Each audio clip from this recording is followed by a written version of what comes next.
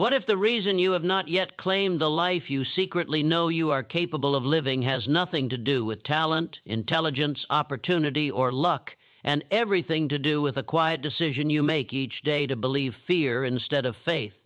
You have been taught to think of success as something external, something earned through circumstances, timing, permission, or validation, but that belief is the first illusion that imprisons the mind. Before money appears, before recognition arrives, before confidence is visible in posture and voice, a far more decisive battle has already taken place in the unseen territory of thought.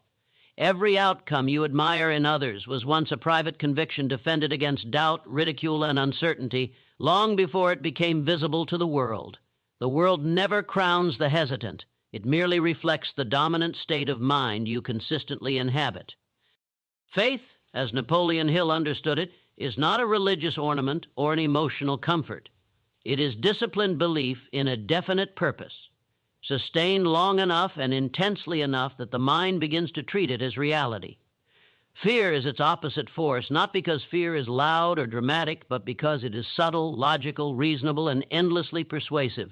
Fear does not shout at you to quit. It calmly explains why now is not the right time, why others are more qualified, why the risk is too great, why failure would be embarrassing, why security is wiser than possibility. Fear wears the mask of intelligence, but its true function is paralysis.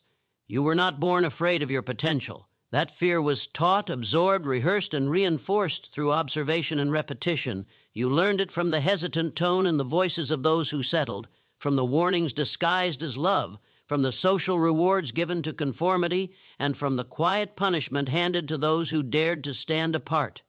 Over time, fear became familiar, and familiarity masqueraded as truth. Faith, on the other hand, requires deliberate cultivation.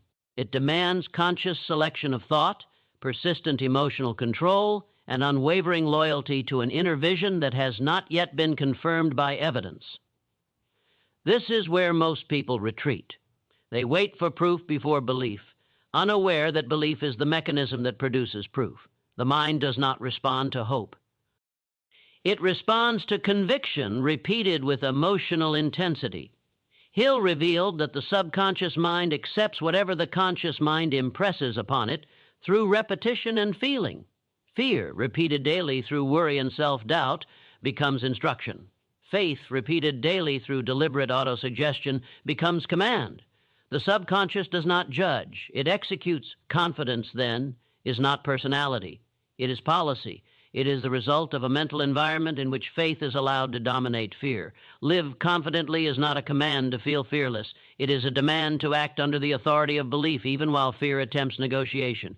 Courage is not the absence of fear. It is refusal to grant fear the power of decision. Every successful individual Hill studied reached a point where they understood that indecision was more dangerous than failure and hesitation more costly than error.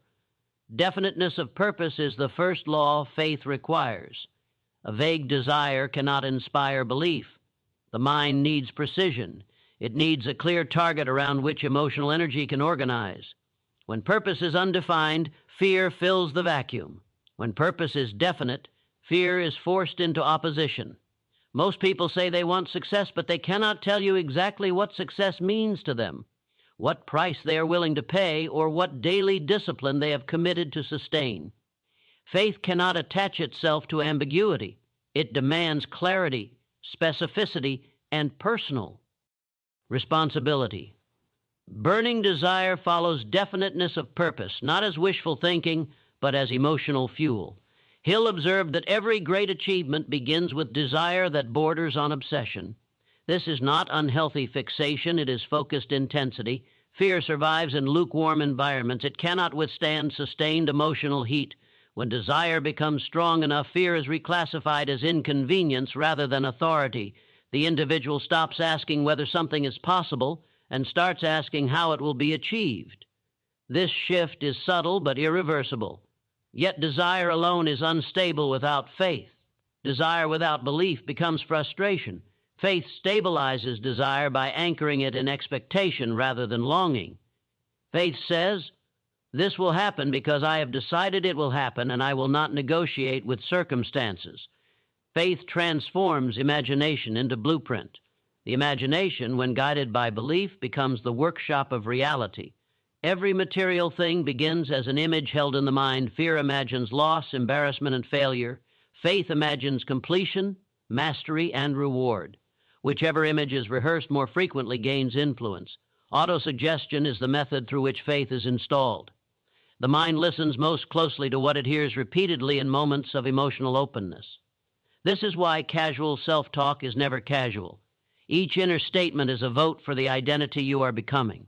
When you speak fear internally, you instir UCT, the subconscious, to construct limitations. When you speak faith, you issue orders for expansion. Hill emphasized that autosuggestion is not positive thinking in the shallow sense. It is deliberate mental conditioning aligned with a definite purpose. Persistence is the visible signature of faith. Anyone can begin with enthusiasm. Very few continue after resistance appears. Resistance is not evidence of failure. It is confirmation that you have left the familiar. Fear interprets resistance as warning. Faith interprets resistance as initiation. Persistence is faith stretched across time. It is belief that refuses to be revised by delay. The world tests commitment not to punish you, but to determine how seriously it should respond. Self-discipline governs whether faith remains dominant. Without discipline, emotion becomes reactive. Fear thrives in undisciplined minds because it offers immediate relief. Faith often demands delayed gratification. Discipline is the structure that protects belief from mood. It ensures that action aligns with purpose regardless of emotional weather. Those who live confidently do not feel confident every day. They act confidently because they have decided that emotion will not dictate behavior. Fear mastery is not achieved by suppression, but by understanding. Fear is a signal, not a command. It signals unfamiliar territory, potential loss, or exposure. Hill identified fear as one of the 6 basic enemies of achievement, particularly fear of POV. URDI, criticism, ill health, loss of love, old age, and death. Each fear has the same effect. It divides the mind, weakens decision, and delays action. Faith reunifies the mind around purpose. It does not eliminate risk, it redefines it. The greatest risk becomes remaining unchanged. Decision is the turning point. Hill found that successful people make decisions quickly and change them slowly, while unsuccessful people do the opposite. Indecision is fear dressed as caution. Decision is faith made visible. When you decide, you close mental exits. Energy that was leaking through doubt is redirected toward execution. Confidence increases after decision, not before. Waiting to feel ready is another negotiation with fear. Invisible mental forces are always at work, shaping circumstances in response to dominant thought. This is not mysticism divorced from reality. It is psychological law. Your expectations influence perception. Perception influences behavior. Behavior influences outcome. Faith alters expectation. Fear distorts it.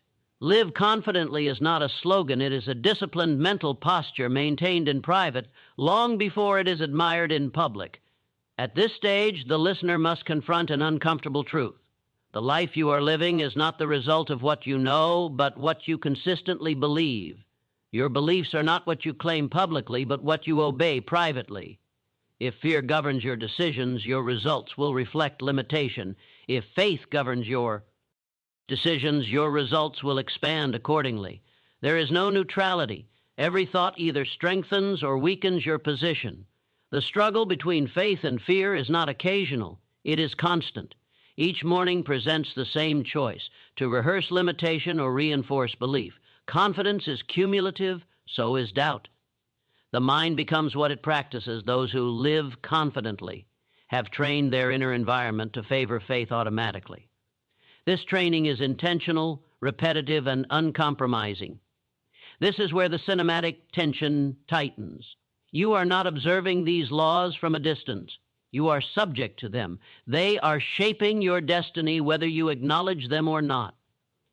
Faith over fear is not an inspirational phrase. It is a strategic position in the war for control of your mind. And wars are not won by wishful thinking.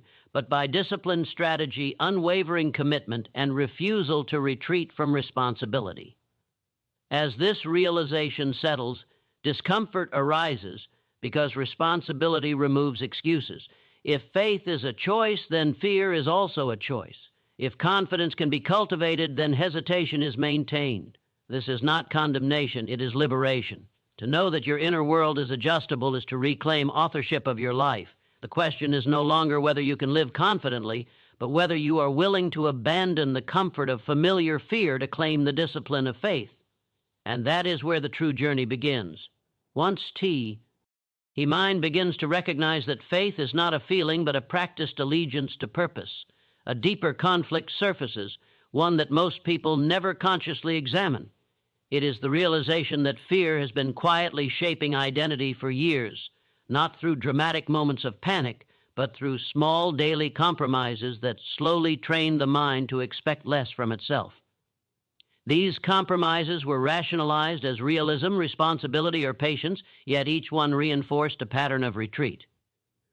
Faith threatens this pattern, not because it is dangerous, but because it demands a redefinition of who you believe you are.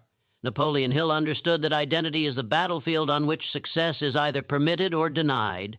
A person does not rise beyond the level of their self-concept. You may intellectually admire confidence, discipline, and courage, but admiration does not translate into embodiment. The subconscious mind only responds to what you repeatedly assert as truth about yourself. If you have spent years rehearsing limitation internally, the idea of living confidently feels foreign, even arrogant. This discomfort is not evidence that faith is false. It is evidence that fear has been rehearsed longer. Fear embeds itself through memory. Past failures, humiliations, and disappointments are replayed as warnings. The mind says, remember what happened last time. Remember how it felt. Remember the consequences. Faith responds differently. Faith does not deny the past, it refuses to let memory dictate destiny. Hill emphasized that the past has no creative power unless you grant it authority. Every successful individual reaches a point where they decide that memory will be used for instruction, not imprisonment. Living confidently requires a deliberate severing of emotional loyalty to old stories, not denial, but reassignment. Failure becomes feedback, rejection becomes refinement, delay becomes preparation. This reframing is not cosmetic optimism, it is psychological strategy. The mind must be trained to interpret experience in a way that supports forward motion. Fear interprets experience as threat. Faith interprets experience as data. The imagination now assumes a more aggressive role. Hill described imagination as the most powerful faculty of the mind, yet it is neutral by nature. It will construct whatever it is fed. If fear dominates, imagination becomes a factory of worst-case scenarios. If faith dominates, imagination becomes an architect of possibility. The difference is not talent, but control. The disciplined mind does not allow imagination to wander unchecked. It directs it toward deliberate images of achievement, competence, and resolution. This is why Hill placed such emphasis on emotionalized thought. Thought without emotion is weak. Emotion without direction is chaos. Faith combines thought with controlled emotion and repetition. When you emotionally rehearse success, confidence begins to feel familiar. Familiarity breeds comfort, and comfort reduces resistance to action. Fear relies on unfamiliarity to maintain influence. When confidence becomes familiar, fear loses leverage. At this stage, many people encounter internal resistance masquerading as skepticism. The mind asks, is this realistic? Is this practical? What if I am wrong? These questions appear intelligent, but their timing reveals their purpose. They surface not before comfort, but before change. Hill warned that the mind will attempt to protect existing identity even when that identity is limiting. This protection is automatic. It must be overridden consciously. Decision now becomes heavier. Not decision about goals, but decision about allegiance. Will you obey fear's logic or faith's command? Obedience is revealed not in words, but in action. Faith without action decays into fantasy. Action is the proof of belief. Small actions taken consistently under the authority of faith begin to restructure identity. You do not become confident and then act. You act confidently, and the identity follows. Persistence again emerges as the dividing line. Early action often produces little visible reward. Fear interprets this as confirmation that belief was misplaced. Faith interprets it as part of the process. Hill observed that many people quit just short of breakthrough because they misinterpret delay as denial. The mind must be trained to expect resistance and continue anyway. Confidence deepens not when things go smoothly, but when you remain steady under pressure. Self-discipline sharpens here. Discipline is the willingness to perform necessary actions regardless of mood. Fear negotiates with mood. Faith ignores it. Discipline transforms confidence from an emotional state into a behavioral standard. You begin to trust yourself not because you feel powerful, but because you have proven that you will act in alignment with purpose even when uncomfortable. Another hidden law becomes visible. The environment responds differently to those who move with certainty. This is not mysticism. Humans are highly sensitive to conviction. Opportunities gravitate toward clarity. Hesitation repels support. When you act with faith, you send a signal of seriousness. Others may not understand your vision, but they recognize decisiveness. Hill noted that the mind attracts conditions consistent with its dominant state. Confidence alters how you speak, decide, and persist, and these changes influence outcomes. Fear of criticism now surfaces more intensely. Living confidently invites observation. Observation invites judgment. Hill identified fear of criticism as one of the most paralyzing forces because it attacks social belonging. The desire to be accepted often outweighs the desire to be fulfilled. Faith demands a reversal of priority. You must decide whose approval governs your behavior. Those who live confidently accept that misunderstanding is the price of independence. As confidence strengthens, fear becomes less persuasive, but more strategic. It shifts from outright discouragement to subtle delay. It says later, after more preparation, after more certainty. Faith recognizes this tactic. Preparation has value, but endless preparation is avoidance. There is a moment when preparation must give way to commitment. That moment is rarely comfortable. That discomfort is the signal that growth is imminent. The listener now stands at a psychological threshold. To continue means accepting uncertainty without retreat. It means choosing faith repeatedly, not once. Confidence is not a permanent achievement. It is a maintained position. The mind must be guarded daily. Inputs must be chosen carefully. Conversations, media, and internal dialogue either reinforce fear or strengthen faith. Neutrality does not exist. Hill spoke of the mastermind principle, the alignment of minds around shared purpose. Living confidently often requires separating from environments that normalize fear. This separation can be internal before it is external. You stop adopting the emotional tone of others. You listen without absorbing. You observe without internalizing. Faith becomes your filter. Gradually, a new internal order establishes itself. Decisions are made faster, regret diminishes, energy previously consumed by worry is redirected toward creation. This is not because fear vanished, but because it was demoted. It no longer occupies the seat of authority. Faith does. The transformation is quiet at first.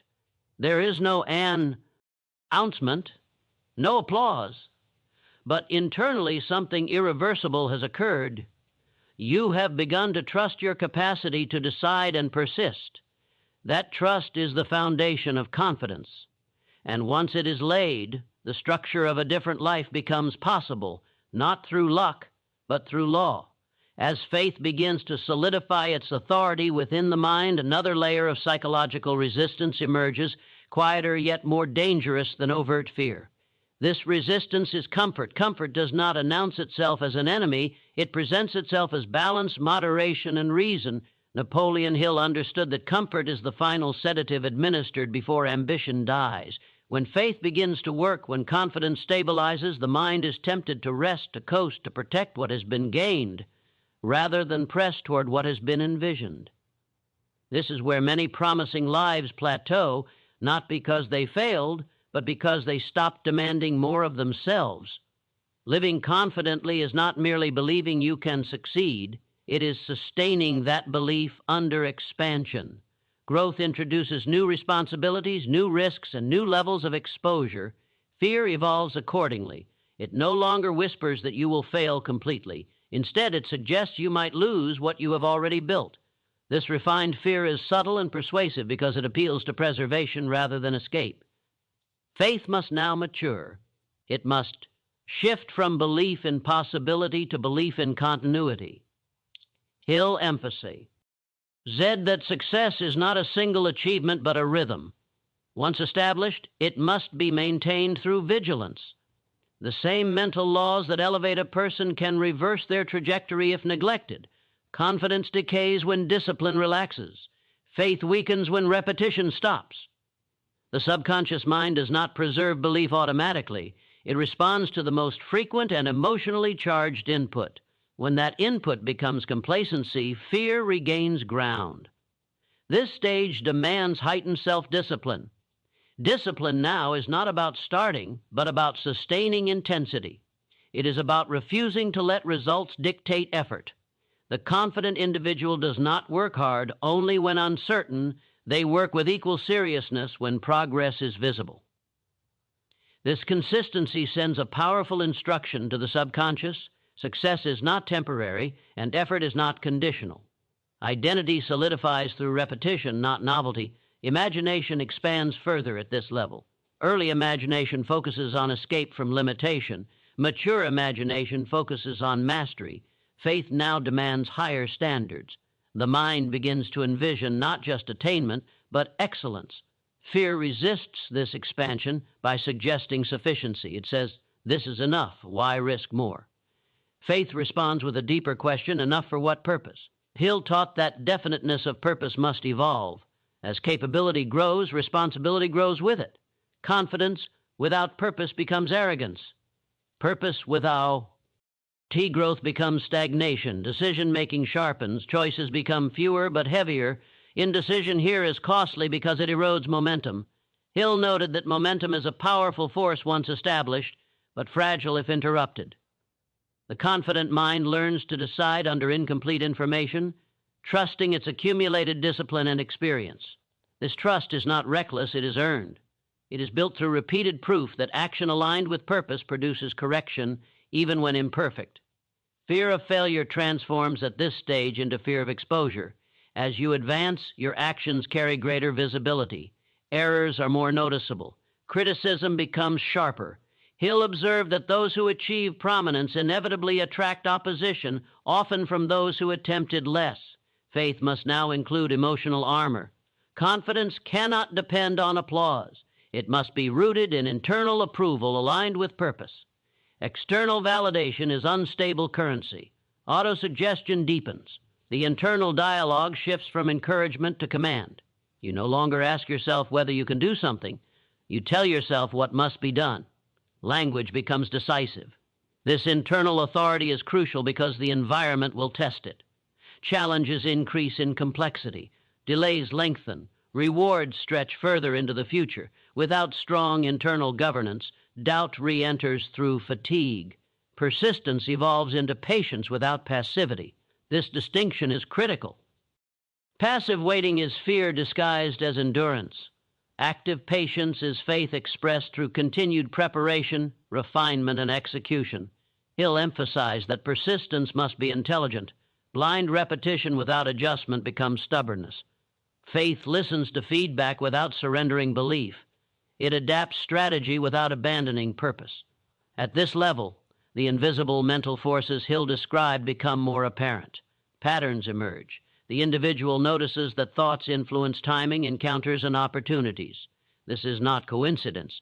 Heightened awareness accompanies confidence. You recognize alignment faster. You act on intuition more readily. Fear dulls intuition by flooding the mind with noise. Faith sharpens it by reducing internal conflict. When the mind is unified, perception becomes clearer. The battle between faith and fear now occurs less in emotion and more in meaning. Events are no longer interpreted as good or bad, but as useful or irrelevant.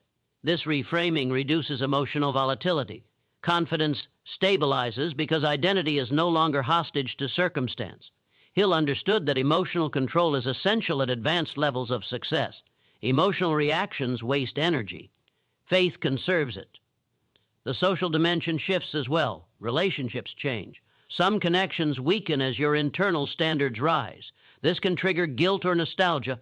Fear attempts to pull you backward through loyalty to the past. Faith honors the past without being governed by it.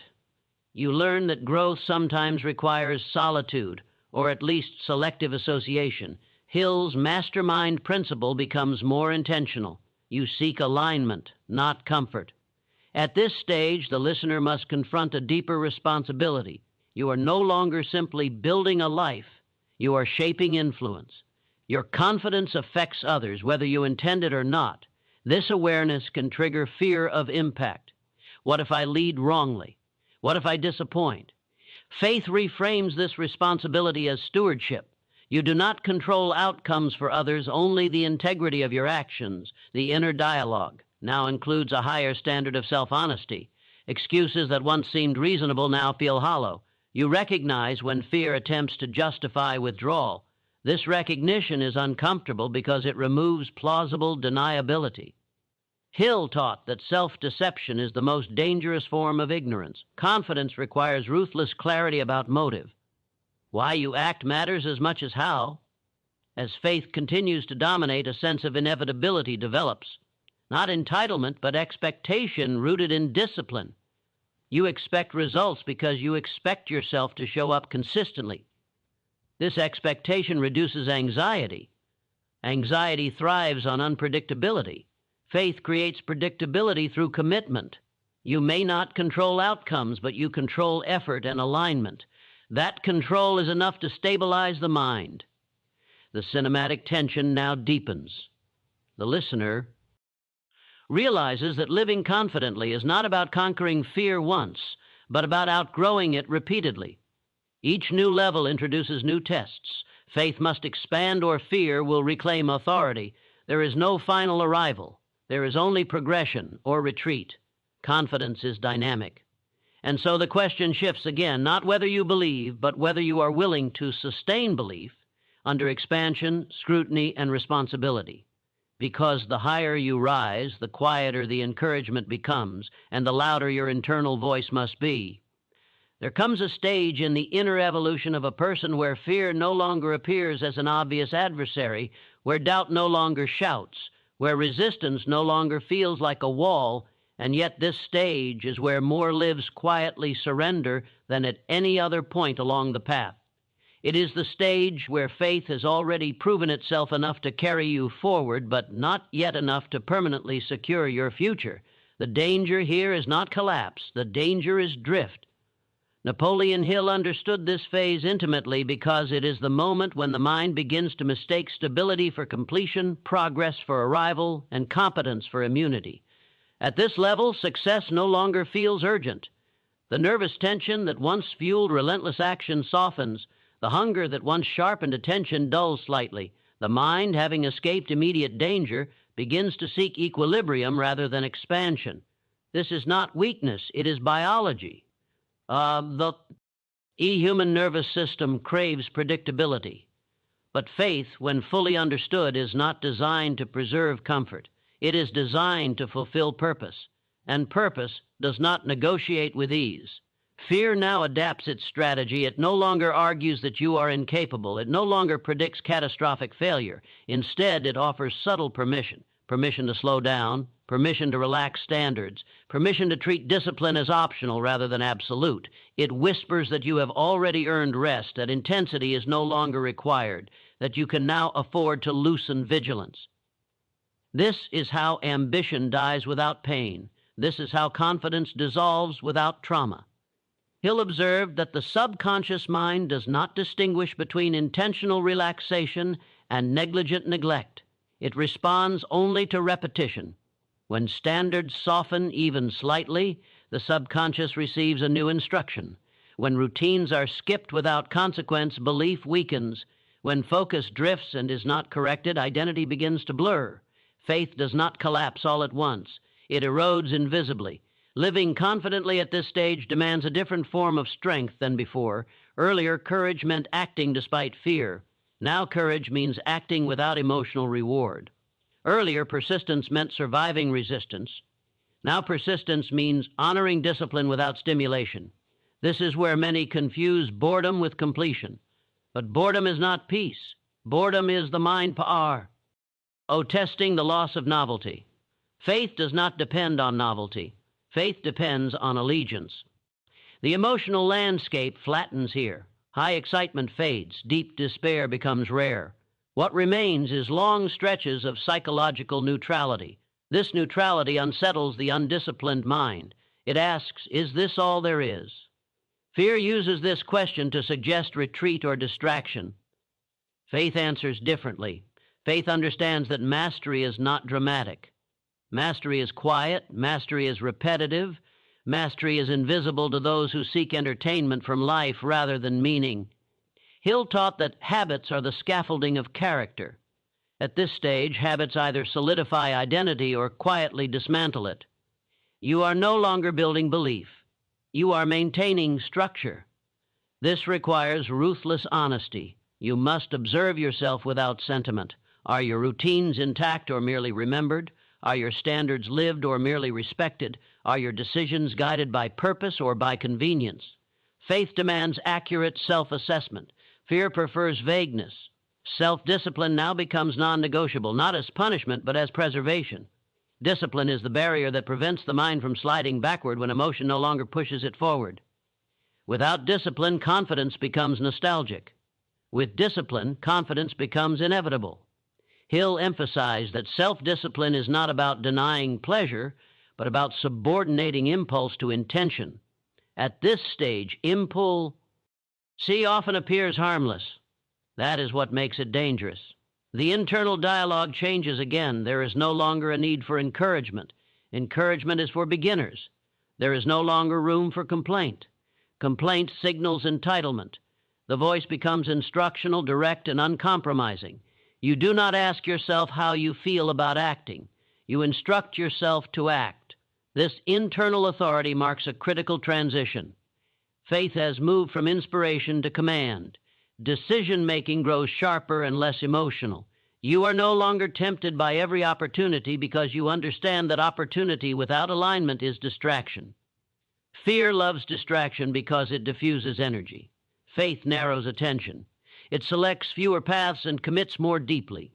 This commitment produces calm because the mind no longer debates itself endlessly.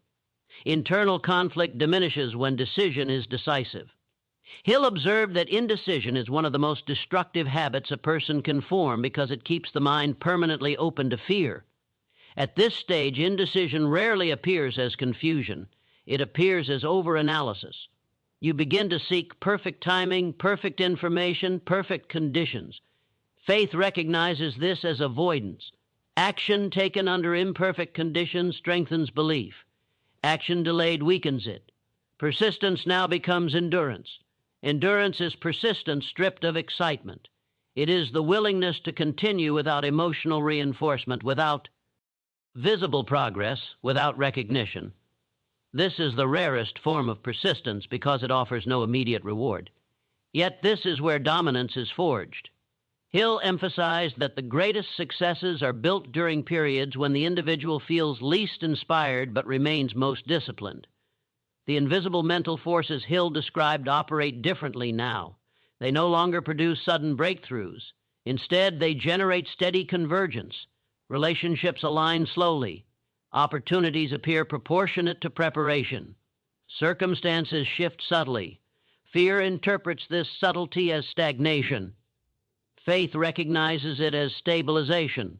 The confident mind understands that systems mature gradually. Impatience disrupts synchronization. Thought discipline intensifies. You no longer allow your mind to wander aimlessly. Mental indulgence is recognized as leakage. Daydreaming without direction becomes unacceptable. Complaining becomes intolerable. Rumination is identified as fear rehearsing itself. This does not mean the mind becomes rigid, it becomes efficient. Every thought is evaluated by its contribution to alignment. Hill taught that energy follows attention. Where attention goes, life follows. At this stage, attention becomes sacred. You guard it fiercely. Distraction is not neutral. It is corrosive. Fear uses distraction to weaken conviction without confrontation. Faith counters distraction by anchoring attention in purpose-driven action. Social dynamics continue to shift. You notice that many conversations feel hollow. Many concerns feel trivial. This can create distance and even loneliness. Fear interprets this as loss. Faith understands it as refinement. Not everyone can accompany you through sustained discipline. Not everyone wants to. Hill warned that association with undisciplined minds can undo years of internal progress. Selective association becomes essential, not elitist. Another subtle threat emerges here: nostalgia. Fear romanticizes earlier stages when life felt simpler, when responsibility was lighter, when expectations were lower. It suggests that intensity has cost too much. Faith acknowledges the cost without retreating. Growth always costs comfort. Advancement always demands more than regression ever did. Confidence accepts this exchange consciously. The desire to prove disappears completely. Proving is rooted in insecurity. Faith no longer requires witnesses. Validation becomes internal and principled. You judge yourself by adherence to standard, not by applause. This internal validation system stabilizes confidence regardless of external fluctuation. Fear loses leverage when approval is no longer currency. Imagination now serves refinement rather than escape. You no longer fantasize about sudden transformation. You visualize system, structure, precision. Faith respects law and sequence. Hill warned that impatience is one of the final disguises of fear. Strong faith is willing to wait because it is certain of direction. Your perception of time changes. You stop rushing, you stop waiting, you work. Faith treats time as an ally. Fear treats time as a threat. This shift reduces anxiety because anxiety depends on uncertainty. Faith eliminates uncertainty by committing fully to process. At this stage, the listener must confront a difficult truth. There will be no emotional rescue, no motivational surge, no external force will restore discipline if it is abandoned. Character now replaces emotion entirely. Faith becomes a code, not a feeling. Fear becomes information, not authority. Those who retreat here do not fail loudly. They drift quietly. Standards soften. Identity blurs. Confidence becomes memory. Faith resists drift through intention. It anchors the self to principle rather than circumstance. And yet, there is profound power here. The power of self-trust earned through endurance. The power of knowing that regardless of mood, recognition, or outcome, you will not abandon your standard. This knowledge produces an unshakable calm. Fear may visit, but it does not reside. Doubt may speak, but it is not obeyed. This is where confidence becomes irreversible, not because fear has vanished, but because faith has become structural. It is embedded in habit, decision, discipline, and identity. You are no longer trying to live confidently. You are living in alignment with law. And from this alignment, momentum no longer depends on emotion. It depends on commitment. By the time faith has become structural rather than emotional, by the time discipline has replaced motivation and identity has replaced effort, the struggle no longer feels like a fight for survival. It feels like a test of permanence. This is the phase where the question is no longer whether you can rise, but whether you can remain. Napoleon Hill understood that permanence is the true measure of success because many people experience brief ascents, temporary confidence, or momentary breakthroughs, yet very few build an inner state that can withstand time, pressure, and repetition without decay. At this level, fear rarely announces itself as doubt. It presents itself as justification. It justifies slight compromises. It rationalizes small deviations from standard. It explains why exceptions are reasonable and why discipline can be relaxed occasionally without consequence. Faith must now operate with surgical precision. It must recognize that consistency is not built through grand gestures, but through refusal to negotiate with erosion. The mind at this stage is powerful, but also vulnerable. Powerful because it has proof of its own capacity. Vulnerable because proof can breed entitlement. Entitlement is one of the most subtle enemies of faith. It suggests that past effort has earned future ease. Hill warned that the moment a person believes they are owed success, they sever themselves from the laws that created it. The laws do not reward entitlement. They respond only to alignment, living confidently her. E requires humility of a specific kind, not submission, not self-diminishment, but respect for process. You respect the laws that shaped you enough to continue obeying them, even when results make obedience feel unnecessary. This humility is rare because it receives little praise, yet it is the foundation of longevity. The internal environment becomes highly sensitive. Small lapses in thought produce noticeable effects. A day of mental indulgence weakens focus. A period of emotional reaction disrupts clarity. This sensitivity is not fragility, it is refinement. Like a finely tuned instrument, the mind now responds precisely to input. Fear attempts to exploit this sensitivity by arguing that such vigilance is excessive. Faith recognizes vigilance as the price of mastery. Hill emphasized that mastery is not a destination, it is a maintained state. The confident individual understands that every day either reinforces identity or undermines it. There are no neutral days. The subconscious is always learning. It is always adjusting expectations. It is always recalibrating belief based on behavior. To live confidently is to ensure that daily behavior consistently instructs the subconscious that purpose is still sovereign. Decision-making at this stage becomes almost automatic. You no longer debate between fear and faith consciously. You have rehearsed faith so thoroughly that it responds before fear finishes forming. This is not instinct, it is conditioning. The mind has been trained through repetition to default toward alignment. Fear may arise, but it arrives late and finds no open door. Yet this automation creates another test. When actions feel effortless, awareness can fade. Hill understood that unconscious competence is both a strength and a danger. When you stop paying attention to what you are doing well, standards can slip unnoticed. Faith must therefore include self-observation. You remain a student of your own behavior. You audit yourself honestly. You notice patterns before they harden into decline. The social landscape becomes even more selective. At this point, many people perceive you as distant or intimidating, not because you are unapproachable, but because your internal order exposes their internal chaos. Fear may suggest softening yourself to be more acceptable. Faith refuses this compromise. You understand that clarity is not cruelty, and alignment is not arrogance. You do not impose your standards on others, but you do not abandon them to maintain comfort. Hill spoke often of the mastermind principle, but at this level, the mastermind becomes internal as much as external.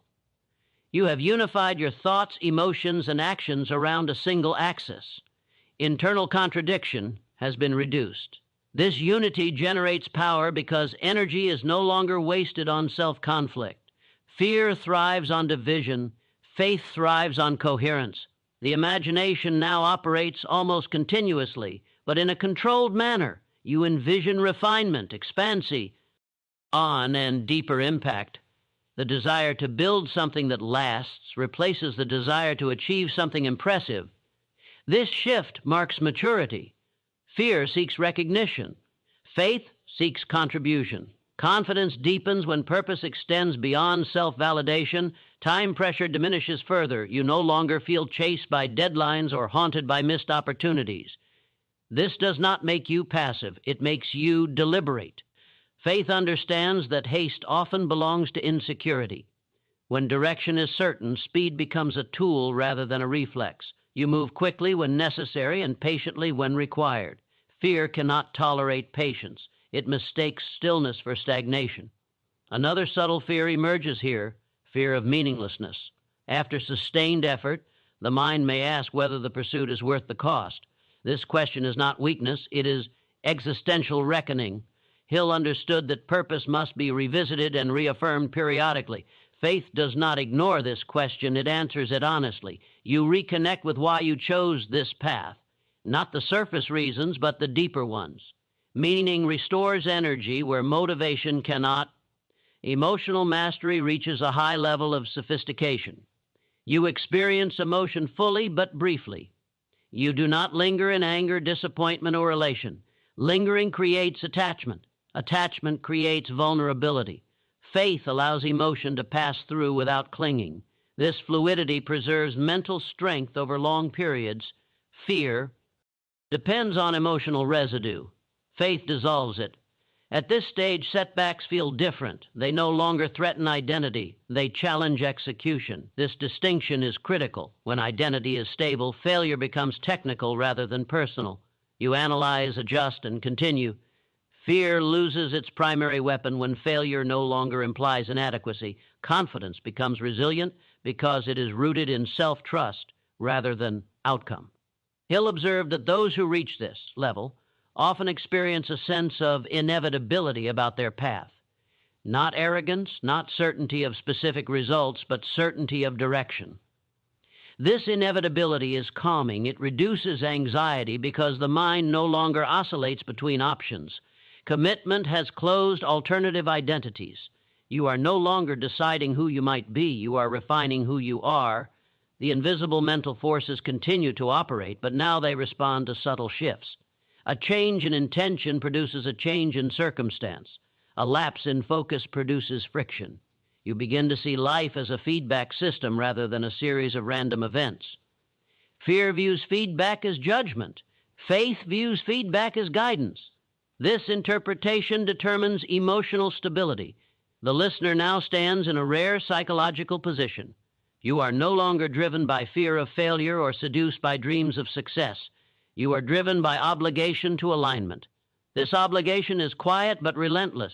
It does not demand constant effort, but it demands consistency. It does not shout, but it never leaves. The temptation at this stage is to believe the work is done. That temptation is the final echo of fear because it assumes that identity can be preserved without attention. Faith knows better. Faith knows that vigilance is not anxiety. It is respect for law. The same laws that lifted you can undo you if ignored, and yet there is profound freedom here. The freedom of self-governance, the freedom of knowing that regardless of circumstance, you will not betray your standard. This freedom produces confidence that is not situational, it is existential. You trust yourself.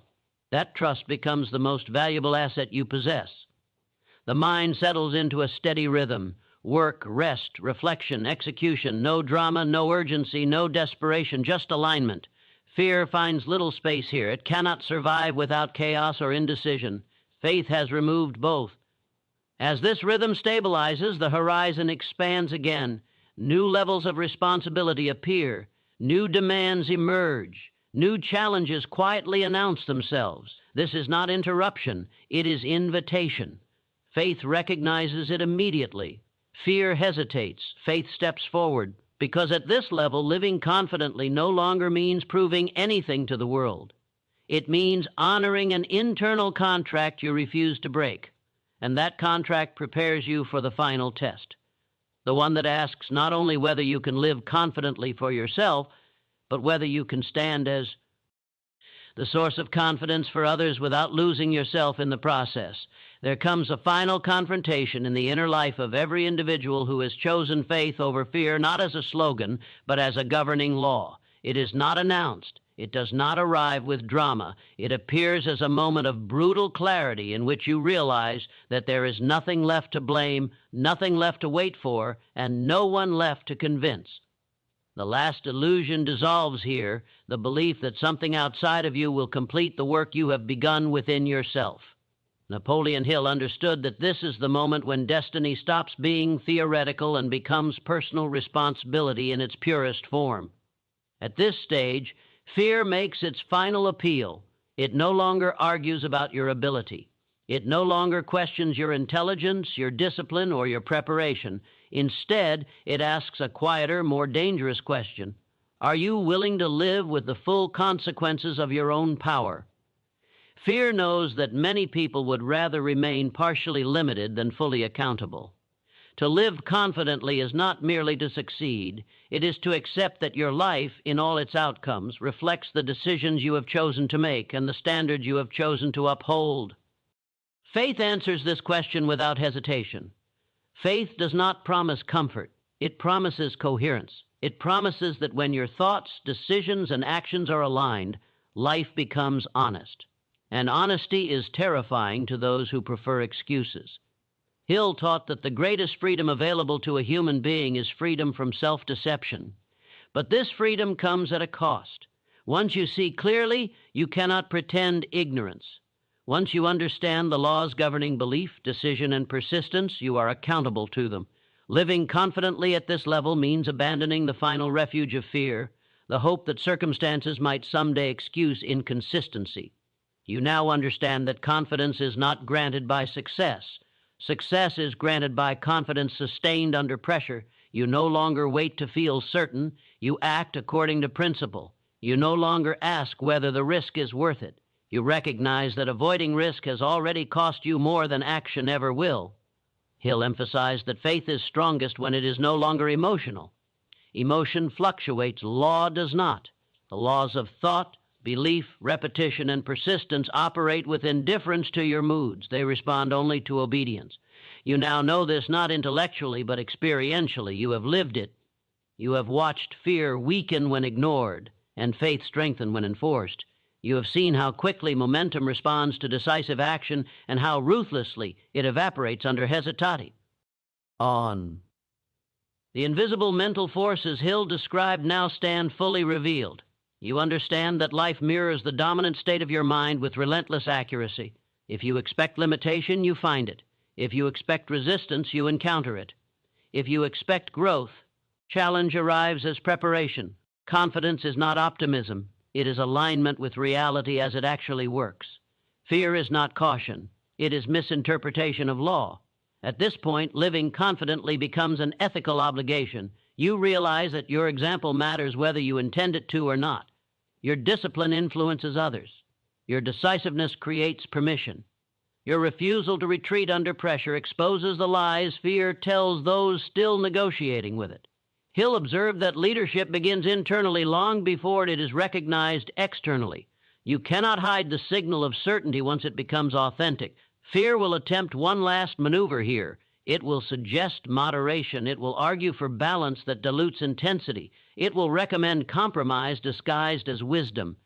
Faith sees through this immediately. Faith understands that balance is not achieved by weakening commitment, but by strengthening alignment.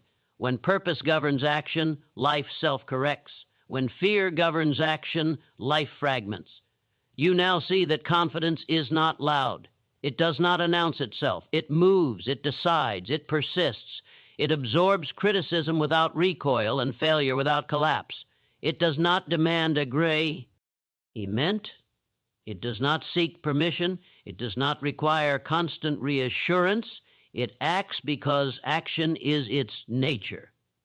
Hill taught that decision is the master key. At this final stage, decision is no longer about what you will do. It is about who you will be without exception. You decide that fear will never again be allowed to vote on your future. You decide that hesitation will no longer be interpreted as intelligence. You decide that discipline is not something you practice when convenient, but something you live by when inconvenient. This decision is not dramatic. It is final. From here forward, every choice becomes a referendum on your standard. Every delay becomes visible. Every excuse becomes obvious. This is uncomfortable, but it is also liberating. The weight you feel is not pressure from life. It is the weight of ownership, and ownership is the price of power. Living confidently means you stop outsourcing belief. You no longer look to others to validate your direction. You no longer wait for conditions to improve before committing fully. You no longer explain yourself to people who have not earned explanation. You move with quiet certainty because you know the cost of indecision and refuse to pay it again. Hill observed that most people spend their lives preparing to live. Faith demands that you begin living deliberately now, not someday, not after clarity increases, not after fear disappears. Fear never disappears. It only loses authority when you revoke it. You are not here to be comfortable. You are here to be precise. You are not here to be liked. You are here to be aligned. You are not here to avoid failure. You are here to fulfill a purpose that requires endurance, discipline, and courage beyond mood. And now the responsibility is entirely yours. Choose to govern your mind with the same seriousness you expect from life. Choose to act on decisions instead of revisiting them endlessly. Choose to speak to yourself with authority rather than negotiation. Choose to treat discipline as identity, not effort. Choose to expect resistance and move anyway. Choose to stop rehearsing fear in private while demanding confidence in public. Live confidently by refusing to abandon your standard under any condition. Decide here and now that faith will be the dominant force in your thoughts, your actions, and your future. Decide that hesitation has expired. Decide that you will no longer wait for permission to become what you already know you must be. Stand up internally. Claim full responsibility for your direction. Move decisively. Persist relentlessly. Govern your mind without mercy. And from this moment forward, live as though your life depends on your faith. Because it does.